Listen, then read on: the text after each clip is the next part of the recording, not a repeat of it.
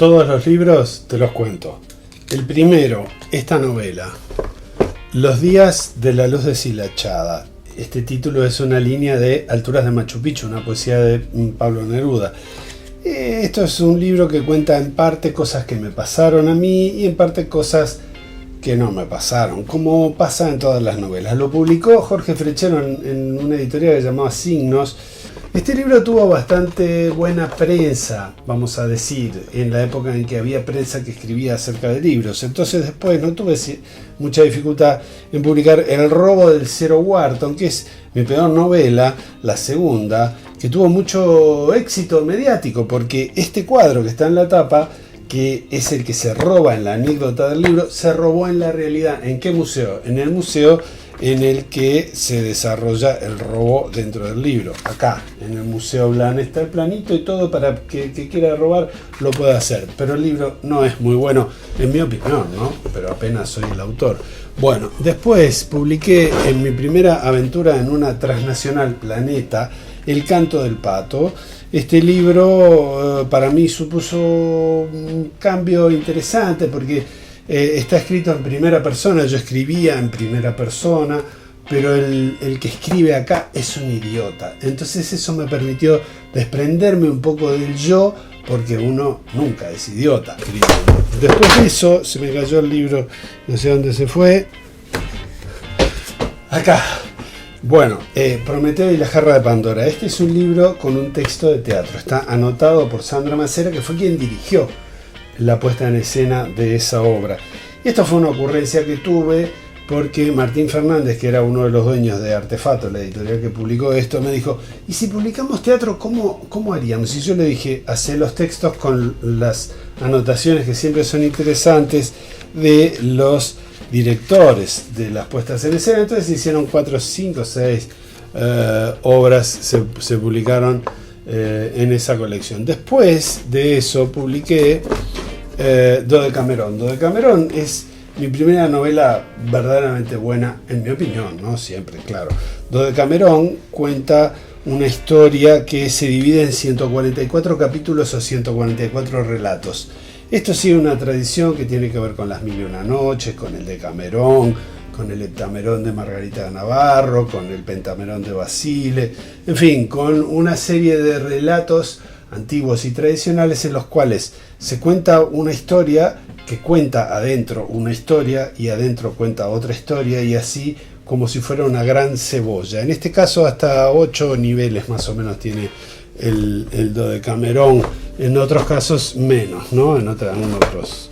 Bueno, después publiqué 180, es una novela que a mí me gusta porque tiene una forma interesante. Son 2 partes que cuentan cada una lo mismo, pero a pesar de que la voz narrativa es la misma, esa voz está cambiada porque tiene que ver el mundo a través de unos anteojos que le cambian la realidad. Además es un asesino psicópata que me resulta interesante. También publiqué una recopilación de todas mis obras de teatro, Basura, que es el título de una de mis obras, que está traducida al vietnamita. Es un dato curioso nada más, incluso debe ser curioso para el que decidió traducirlo. El auto cuenta la historia y es mi segunda incursión en las transnacionales de la editorial, de la edición en Uruguay, Penguin Random House.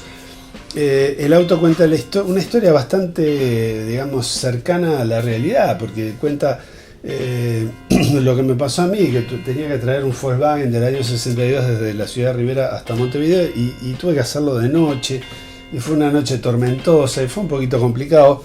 Nada extraordinario. Acá le puse un poquitito de sabor, una pequeña orgía con brujas en el medio del campo. Me parece que le da como cierto sabor a ese viaje, un poco anodino a no ser por la lluvia. Después de eso publiqué Tesoro, que dice acá novela, pero en realidad es una crónica de mi adolescencia, mi relación con mi padre en la época de mi adolescencia. Esto es de mi padre, esto es un sacacorchos que era de mi padre, y Tesoro hace referencia a un vino blanco, añejo, que se encontró hace referencia también al vínculo con mi padre. Este ganó el premio Lectores de Banda Oriental. Antes de que salieran otros libros en español, una editorial de Francia publicó Loto, que es una traducción de El Auto. Y bueno, y después se tradujo Tesoro también al francés, pero todavía no salió. Y Péndulo, que salió en el 2023, es una novela, es una historia de amor que tiene un manejo del tiempo peculiar. Digamos que uno podría decir que se trata de viajes en el tiempo. Esta novela se tradujo al italiano, está saliendo en este momento en Roma.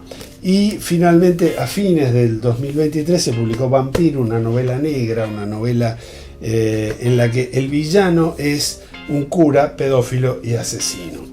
Esas son mis libros que tienen que ver con las ficciones, sea narrativa o de teatro. También publiqué un libro que es un ensayo fotográfico, Letra en la Piedra, que son fotos que yo tomé de arquitecturas montevideanas que tienen la peculiaridad de tener grabadas en sus fachadas letras, y entonces hago un artículo introductorio en el que explico algunas cuestiones de tipografía y de arquitectura que tienen que ver con eso. Esta fue la primera foto que saqué porque está frente a uno de los lugares donde yo trabajo, fábrica de cadenas de oro y alhajas. Bueno, esos son algunos de mis libros. Otros todavía están metidos en cuadernos o en libretas o en la computadora. Hay, por ejemplo, ahora 2 novelas que están inéditas en la computadora, 2 libros de cuentos inéditos y una novela que está en proceso, que la estoy escribiendo en este momento.